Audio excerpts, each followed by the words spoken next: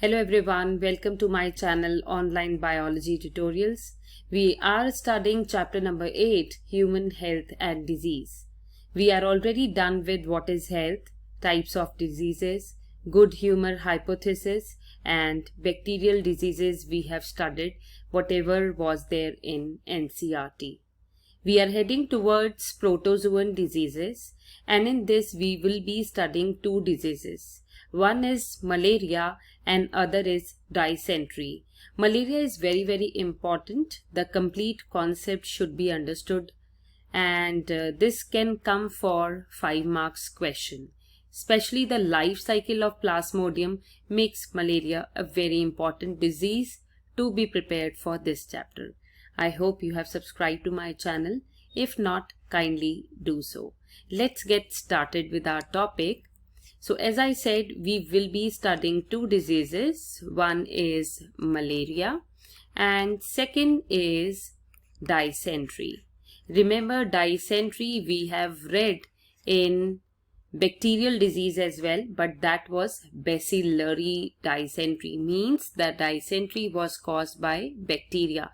But here the dysentery will be caused by a protozoan. Okay, so here we need to learn the name of a protozoan, and that's Entamoeba histolytica. Okay, so let's finish up quickly with dysentery first, and then we will move on towards malaria. Entamoeba histolytica. Okay, this is the causal organism. Causal organism means the one that will be involved in causing the disease. So this protozoan, it actually causes ulcers in large intestine. Okay, so this causal organism is responsible for causing ulcers in the large intestine, and early condition is recognized by the passage of mucus in the stools, but when ulcers are caused, blood may also come. Okay, so this dysentery is caused by Entamoeba histolytica. It is a protozoan which causes the release of mucus in the stools. At the later stage, when it is enhanced and no tremant has been taken, then at that stage it causes ulcers in the large intestine, and which leads to the passage of blood in the excreta. That's all we have to study in dysentery. Now move towards malaria. Malaria is a very important disease. It is caused by Plasmodium. Okay, so the causal organism is Plasmodium, and there are various species of it which are known, like Plasmodium vivax. So this, as it is a name of scientific name of Plasmodium, so we will be underlining genus and species separately. Plasmodium malaria is another species which is involved in causing the malaria. Then comes Plasmodium falciparum,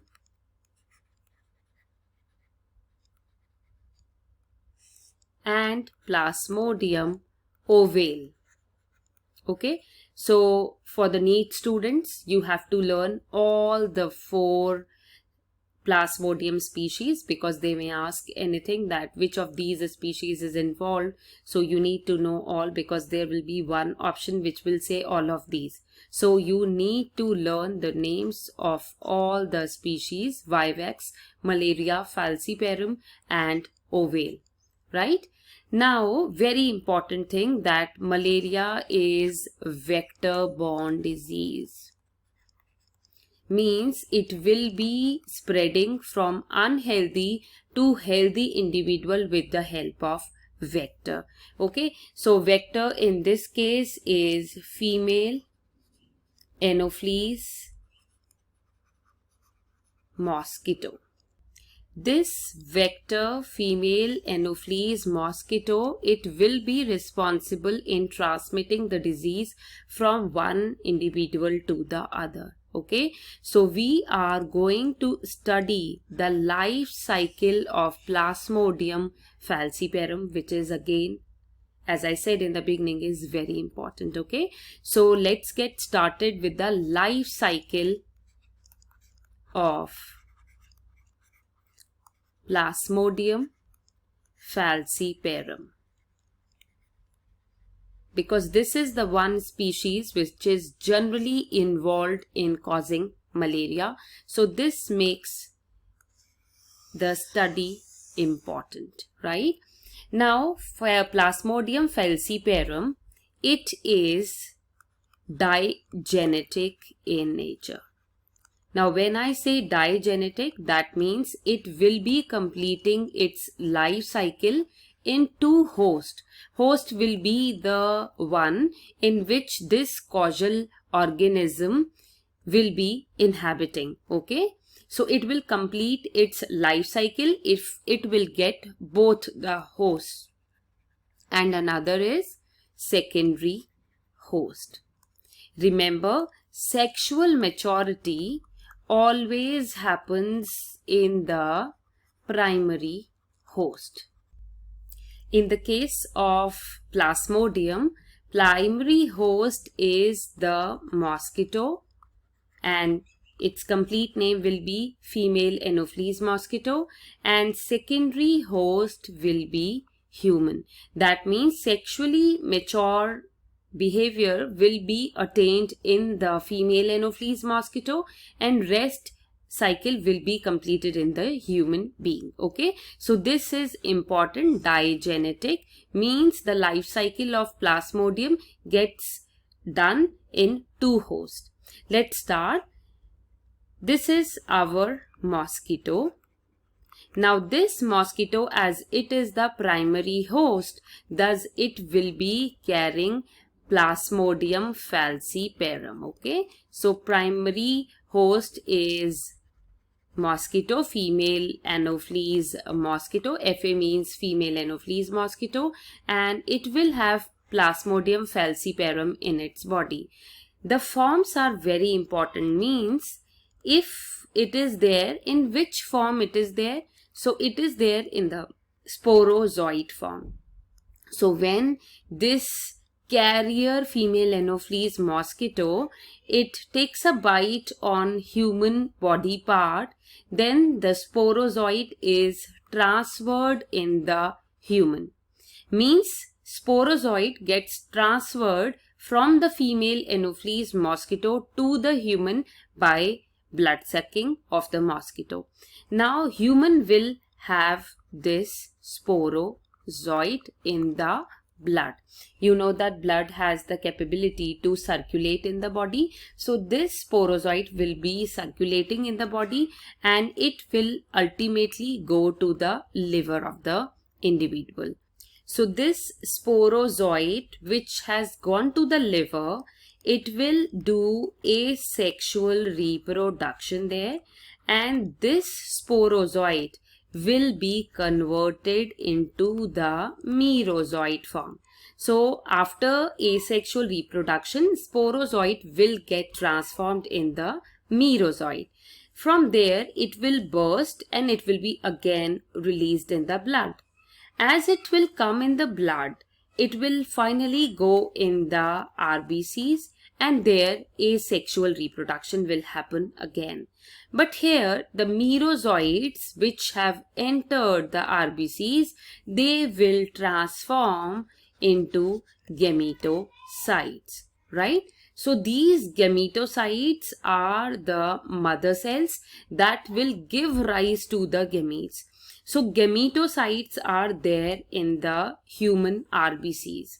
When the number of gametocytes are increased in the RBCs, then RBCs, they burst, because lot of pressure is there inside. So of course it will exert pressure on their wall, and ultimately they have to burst. Now this is the condition when gametocytes, they are released in the blood. Fine. So gametocytes will be released. They will be there in the blood now. Now at this stage, hemozoin chemical is released, and this hemozoin causes the occurrence of chills in the human being. And chills is the very important symptom of malaria. Chills means the fever will be there and it will be accompanied by shivering.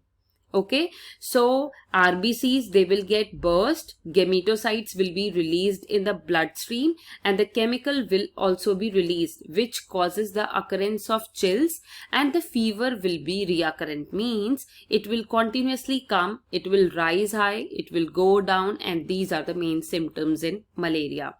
So when the human being is carrying gametocytes in their blood, at this stage, if healthy female Anopheles comes, okay, healthy female Anopheles mosquito comes and sucks the blood of the infected human being, then these gametocytes, they go inside the female Anopheles, and these gametocytes, they get transformed into male gamete and the female gamete.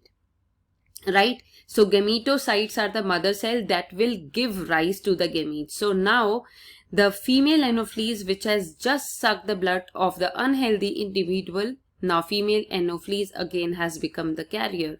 Now these gametes, they will fuse. It will lead to the formation of zygote, which will change into oocyst, and this oocyst will have a diploid nucleus. This diploid nucleus will divide by meiosis, and it will lead to the formation of sporozoites.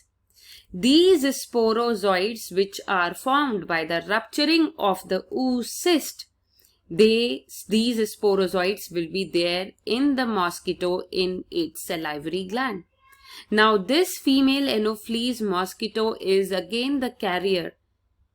When this infected female Anopheles mosquito, it will suck the blood of a healthy human being. Again, this sporozoite will be transferred to the healthy individual. Right? So this is how Plasmodium completes its life cycle. See, primary host is female Anopheles mosquito, and sexual maturity, the formation of gametes, was happening in the female Anopheles mosquito. That's why it served as the primary host, whereas human being served just as the secondary host. But both the hosts are compulsory to complete the life cycle of the Plasmodium. Because in human beings, you have seen that the initiator cells, the mother cells, are formed, which will give rise to the gametes in female Anopheles mosquito. So this is important.